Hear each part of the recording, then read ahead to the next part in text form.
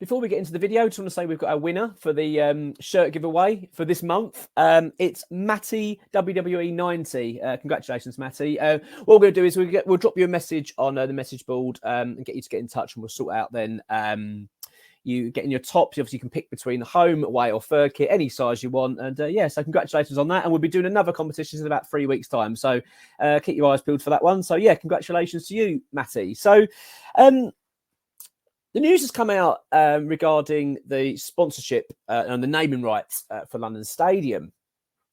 I mean, first of all, it's been a long old process. This should have been dealt with, you felt, quite a long time ago. We've all been kind of, I was expecting this to be something that would happen pretty imminently after we moved in, but it's been a few years, as we know, and they've struggled for it. And I've always kind of had to be honest with you, thinking eventually when it'd be announced, it'd be quite a low-key name and nothing's really, whatever. I wasn't really expecting too much out of it.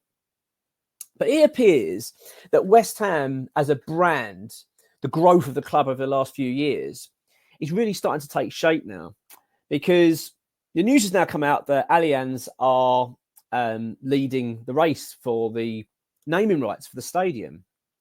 Now, first of all, when you first stand back from it, you think, okay, so what? It's good, great, good, decent name to have, obviously associated with other football clubs, which we'll come to in a minute. But that's it, isn't it? You just sort of think, okay, well, we're going to get a bit of money out of it. It's split with the LDC. Well, so what? It's a bit of money for West Ham, lovely jubbly. But there's more to it. There's actually a lot more to it than that. It's not just a case of it's going to be called something like the Allianz Stadium or ground, whatever they're going to call it. That's if they're successful. It appears they're going to be successful, although the news coming out is slightly that it's not as imminent yet as it was first reported. That the talks are still ongoing, but they are leading the race. So let's just go on the assumption that Allianz are going to win the race for the stadium naming rights. It appears that there's far more to it than just the name of the stadium. Allianz are coming to become involved with the club. So what we're understanding at the moment, this is just from reports, and these aren't just sort of gossip columns in papers. This is coming from sort of credible newspapers and journalists, and there's a lot of talk, insiders and XWH employees going to be providing more clarity on the situation, exactly where we stand soon. But the feeling is that Allianz are actually looking at West Ham and the stadium, the area as a whole. I want a part of it. They really do.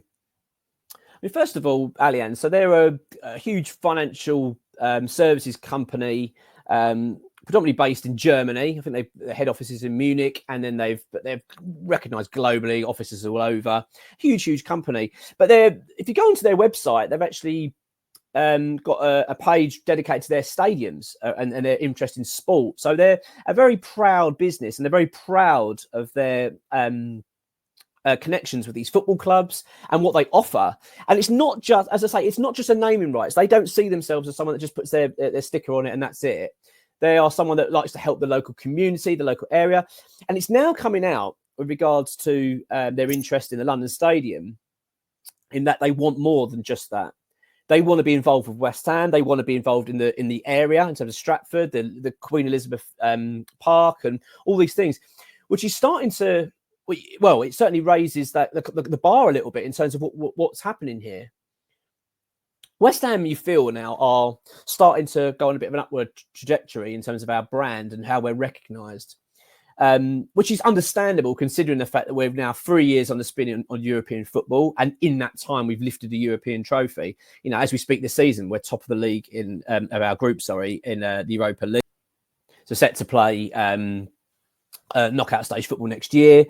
So things are looking good, but on the basis of that, if you're thinking of how we're seen across the globe and especially across Europe, we're far more recognisable, which is naturally going to happen, isn't it? Because we've had it, haven't we? I mean, there's been clubs previously we wouldn't have known about a good few years ago that suddenly you start seeing them and you recognise their name. You see them more and more.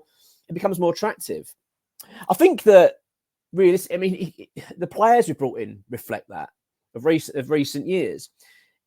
Lucas Paqueta last summer was a prime example. I remember when we signed him, a lot of the other big clubs were questioning it. You know, why is he choosing West Ham? What's going on here? Why is the player moving over? Well, the reason we know why he came over mainly. I mean, it was because of the fact we had European football. That was one of the selling points. The fact he could go and play European football, he was going to be part of the competition. Obviously, we could pay him, match the wages of a lot of other bigger clubs as well, which helped. But ultimately, that was a big seller for him. And of course, he played against West Ham. So he'd had a bit of a taste of London and the club a little bit. So that I'm sure would have helped the situation. But there's no two ways about it. That would have been a big seller, the fact he would have got European football. And it's happened again this summer. Mohamed Kudus, prime example. Liverpool massively interested in him. Chelsea, as we know, were close to signing the player. But he comes to West Ham. Now, I'm not suggesting that he had the crop of, pick of it and he's gone pick. I'm going to pick West Ham. But we're in that mix. West Ham are now sort of rubbing shoulders with these clubs as a recognised football club. And I think the Allianz connection is another example of that, of where the club is now heading. And it's really exciting. It really is.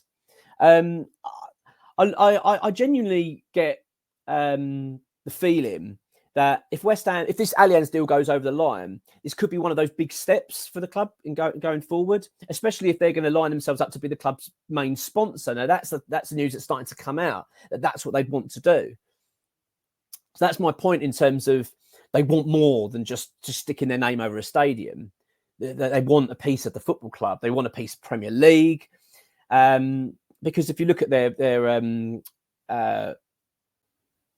catalogue of clubs that they've got under them, as I say, it's Munich, etc.